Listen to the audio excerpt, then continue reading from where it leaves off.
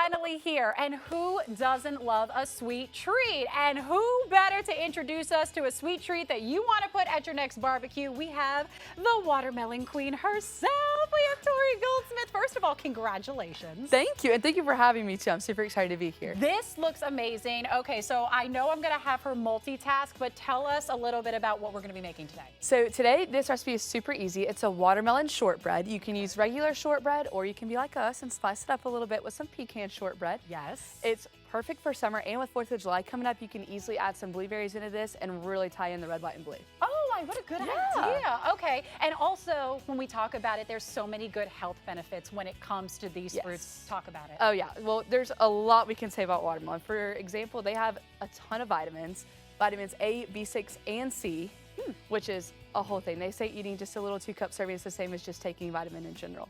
But also in South Carolina, we actually have a campaign called Watermelon Fuels Athletes, where we have done some studies to show that watermelon is actually better for you than the leading sports drink. So especially if you are at a ball field or by the pool, wherever you might be getting super sweaty and dehydrated, that watermelon is going to be a really good snack for you after. Wow, and you were also saying that too, like forget like all that electrolytes and everything with those sports drinks, just having a little bit of watermelon is going to be really helpful. Yeah, and watermelon actually have a ton of electrolytes within themselves, in addition to amino acids, and water follows that amino acids, so that's how it gets back to your bloodstream super quick. Wow, okay, all right, so go ahead. Are we layering? What are we doing? Yes, so we are layering. So you're going to do a layer of watermelon, layer of shortbread, layer of watermelon, just kind of alternate. I like to start with shortbread, but you can okay, let's do it. Let's go ahead and start with that. So as we're layering everything up, I want to talk a little bit about you, future teacher, first grade. Are we going to be incorporating those health benefits and the watermelon? 100%, of course. Oh yeah, and especially with the younger kids, starting them out early, realizing that fruit, especially like watermelon, I'm a little biased, but it is super good for them. And with that, also realizing that their food doesn't just magically grow in a tree.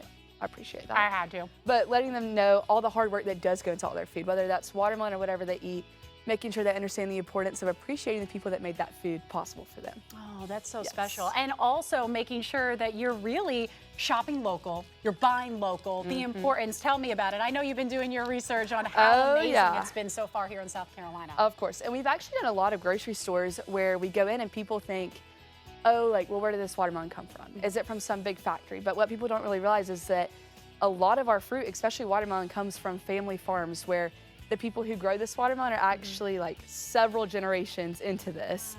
So helping them realize that it's not just some big factory where your food comes from, but seeing all the local people that really pour like their entire lives into making this awesome fruit possible. Oh, I love it. Okay, so she is gonna finish up with the top of the watermelon. You are good. What is this, just a little bit of Cool Whip? Just a little bit of Cool Whip. You can also use whipped cream or Greek yogurt, whatever your preference is. But I need to go right in the middle. I think this is probably, there you go. Perfect. You know, I'm gonna go maybe a little more, a little something it on won't it. hurt. I love it. Yes.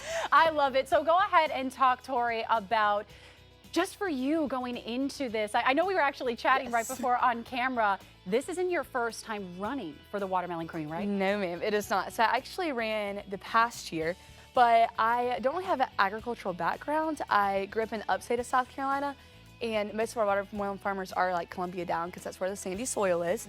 So I didn't really know what I was getting myself into necessarily, but I was actually the first runner-up, which allowed me to kind of fill in some if our queen was sick or if we were double booked or something like that. But with that, I got to experience a lot of different watermelon farmers and see all the people that make this industry, and they are some of the best people, genuinely. Like, they are so sweet, so welcoming, and I knew it was something that I wanted to be a part of, and watermelon quickly became something that I was passionate about, so I knew I had to come back this year, and luckily, here we are. And she wears the crown and the sash with the watermelon earrings too, and the nails. You know what? Yeah, okay.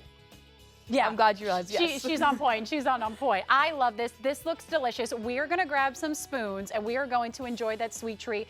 But that was so easy. Yeah, no, it's super easy, super quick, and definitely a crowd pleaser. Oh, I love it. So what we're going to do is we're going to put this full interview later on today on our website, WLTX.com. A great sweet treat to enjoy that summer sun. Tori, thank you so much for being here. Thank you for having me, and I hope you enjoy. Oh, yeah, we're excited. All right, everybody, don't go anywhere. We'll be right back.